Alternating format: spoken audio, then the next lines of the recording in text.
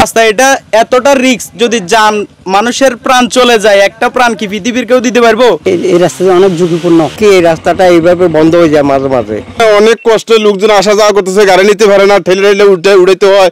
এরপরে রিস্ক কখন ফিরে যায় গাড়ি নিয়ে, ঠিক আছে নি যাত্রী, অনেক যাত্রী এখানে আসা যাওয়া করবো দৈনিক কমসে কম 2000 যাত্রী আসা যাওয়া করে। গাড়ি তো প্রচুর পরিমাণে আসা যাওয়া করে, কারণ গাড়ি আজকে 4 দিন যাইতে আসছে না, আজকে 2 দিন যায়, 4 দিনের ভিতরে 2 দিন যায় যে ও রিক্সে যায়। দেখেন না, এখন দেখছেন তো নিজেই। তাহলে এটা দরকার সরকার থ্রুতে যেভাবে হোক, গাড়ি একটা নিয়ে এসকেলেটর হোক আর এই যেটা হোক নিয়ে গাড়িটা রাস্তাটা ঠিক করার জন্য। রাস্তা এটা এতটা রিস্ক, যদি যান মানুষের প্রাণ চলে যায়, একটা প্রাণ কি পৃথিবীর কেউ দিতে পারবো? কেউ পারবে না। এই রাস্তাটা এটা এই আপনার জেসিবি দিয়ে কেটে এটা সিস্টেম করতে হবে, সেটা হচ্ছে যে যেন কোনো রিস্ক না থাকে। কিন্তু এরা কি করে, এই যে দেখেন এই রাস্তাটা, এই যে এই মানুষগুলোর অবস্থা কি? তাহলে আমরা কি মানুষ না?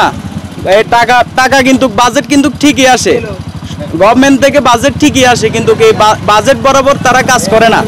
চোরের বাচ্চা সবগুলা, বাংলাদেশের মধ্যে সবগুলোর মধ্যে 100% থেকে অন্তত পক্ষে আপনার 80% মানুষ হচ্ছে যে খারাপ, আর 20% হচ্ছে যে অন্তত পক্ষে সৎ মানুষ আছে। এই রাস্তাটা দীর্ঘদিন যাবত এইভাবে ঝুঁকিপূর্ণ অবস্থায় পড়ে আছে। আমি মাঝে মধ্যে কয়েকবার আসছি, কয়েকবারই দেখি এই রাস্তাটা এইভাবে বন্ধ হয়ে যায় মাঝে মাঝে। টানা 7মবারের মতো বেস্ট টিস্যু পেপার ব্র্যান্ড হিসেবে স্বীকৃতি পেয়েছে বসুন্ধরা টিস্যু। যাতায়াতের বিষম সমস্যা, কষ্টকর, রাস্তার অত্যন্ত বেশি দুর্ভোগ, পুরো রাস্তাটা ভাঙ্গা। সরকারের কাছে আবৃত্তি করব, এই রাস্তাটা যেন ফটিকছড়ি এবং নারায়ণের মিরসরাইয়ের এই রাস্তাটা যেন পুনর্নির্মাণ করা হয় এবং সংস্কারের কাজ অতি দ্রুতভাবে করা হয়।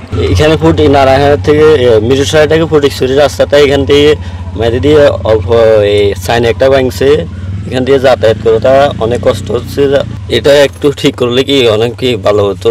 এর আগে আরো অনেকবার কি রাস্তাটা বলা হয়েছে, বৃষ্টির কারণে পাহাড় ধসে পড়ছে রাস্তার মধ্যে। হ্যাঁ, আমরা এই রাস্তাটা আসছি, তো এই রাস্তা আসলে এরকম পরিস্থিতি হবে আমরা আসলে চিন্তা করি নাই।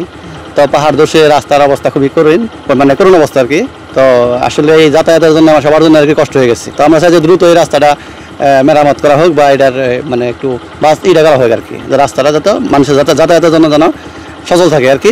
মানুষের যাতায়াতের জন্য সেই কষ্ট হচ্ছে। এখন আমি যারা প্রশাসন বা এই যে হোক, যে দৃষ্টি আকর্ষণ করছে, এটা যেন দ্রুত মেরামত করা হোক রাস্তাটা, কারণ লোকজনের অনেক প্রচুর কষ্ট হচ্ছে বা দুর্ভোগ হচ্ছে। এটা তো আরো পড়বে, বুঝছেন। এটা আমরা তো এমনি নিয়মিত সবসময় আসা যাওয়া করি যে এই রাস্তাটা অনেক ঝুঁকিপূর্ণ, বুঝছেন। এই রাস্তাটা দ্রুত মেরামতের প্রয়োজন। পাহাড় থেকে মিরসরাই পর্যন্ত প্রায় 20 কিলোমিটার ঝুঁকিপূর্ণ মানে খালি মানুষ আসা যাওয়া করতে এখন বিপজ্জনক।